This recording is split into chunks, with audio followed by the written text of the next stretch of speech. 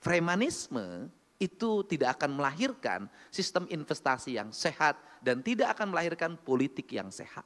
Investor harus bangun jaringan gas sendiri. Investor harus menghadapi pemberontakan warga sendiri. Yang ujung-ujungnya adalah konsensi. Yaitu nambah jatah limbah. Yang pada akhirnya saya bisa menyampaikan dimanapun bahwa keberhasilan pembangunan di Jawa Barat itu penyumbang terbesarnya itu adalah investasi yang melahirkan rekrutmen tenaga kerja dan pembayaran pajak yang tinggi.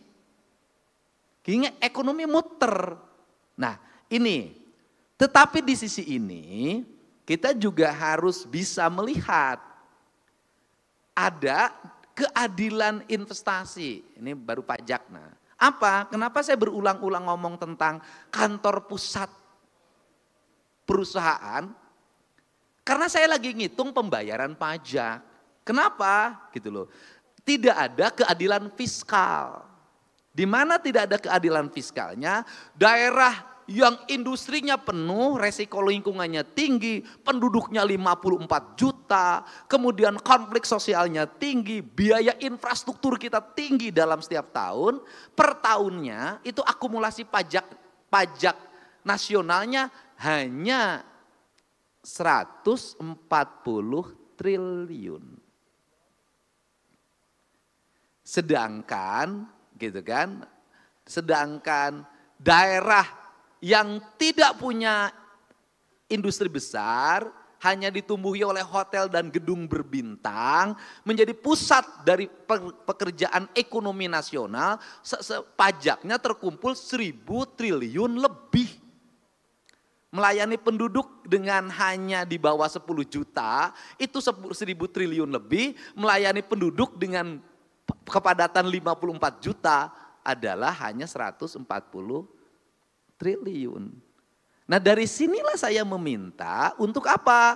Ada yang mengatur agar pajak itu dibayarkan, dihitung, dibagi di daerah asal di mana pajak itu dipungut. Untuk apa? Melahirkan keadilan pembangunan dan melahirkan keadilan fiskal. Luasan tanah untuk kawasan industri yang 2.000 hektar atau 10.000 hektar atau 50.000 hektar kalah oleh sebuah kantor yang ukurannya 100 kali 30 meter. Bayangin loh. Tiduran dapat duit gede, yang keringetan bagi hasilnya sangat rendah. Kenapa? Karena bagi hasil yang rendah akan berdampak pada lemahnya infrastruktur. Lemahnya infrastruktur berdampak pada apa? Seringkali pemerintah memberikan beban tambahan bagi kaum investor.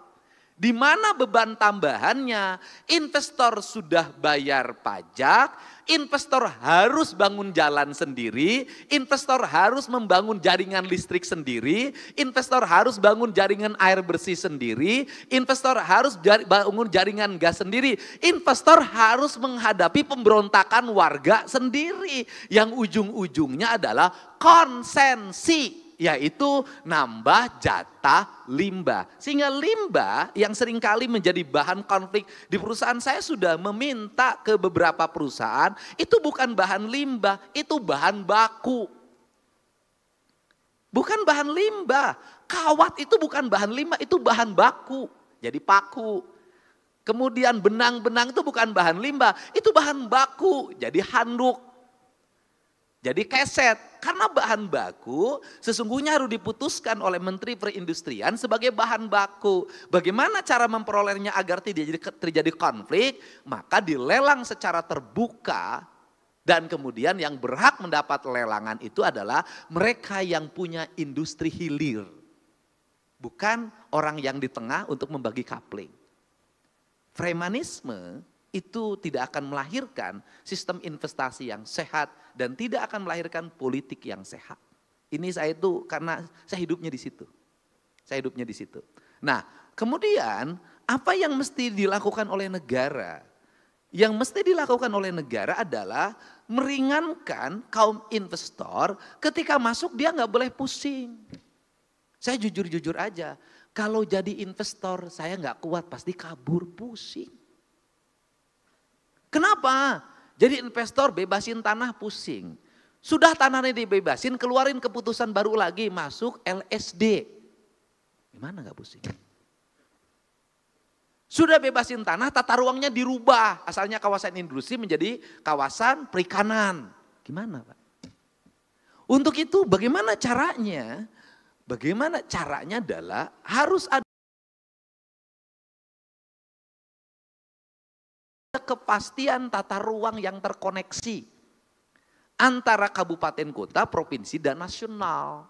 Dan tata ruang itu adalah basicnya itu adalah alam dan kecukupan daya dukung lingkungan. Tata ruang gak boleh diakal-akalin, gak bisa. Tata ruang tidak bisa diseminarkan karena tata ruang itu adalah kepastian. Karena basic data tata ruang adalah hukum alam, hukum yang pasti, gak bisa digeser-geser, gak bisa. Nah, karena itu diperlukan yang merumuskan tata ruang adalah orang-orang independen yang dia nggak bisa digeser otaknya. Kenapa? Karena kita punya pengalaman orang independen digeser otaknya merubah kawasan hijau menjadi kawasan non perdagangan, jasa, pariwisata. Yang terjadi banjir, akhirnya investasi turun. Kenapa? Karena bagi investor kalau daerah itu rawan bencana nggak akan mau Pak.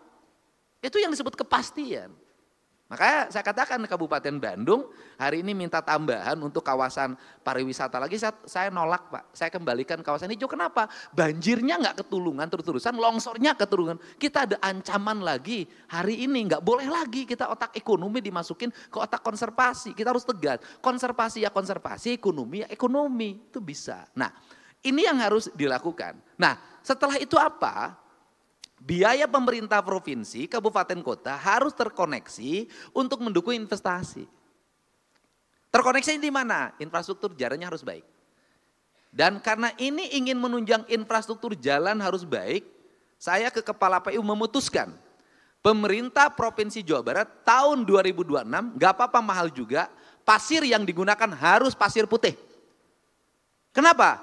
Kita ingin punya kualitas jalan yang kokoh, kita ingin punya kualitas bangunan yang kokoh. Selama pasirnya yang digunakan pasir yang hari ini dipakai, maka daya tahannya tidak akan lebih dari 5 tahun.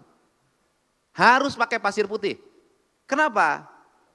Dulu batching plan di kita pakai pasir putih. Untuk apa? Kan pembangunan harus jangka panjang. Harus berkesinambungan. Nah, itu yang pertama.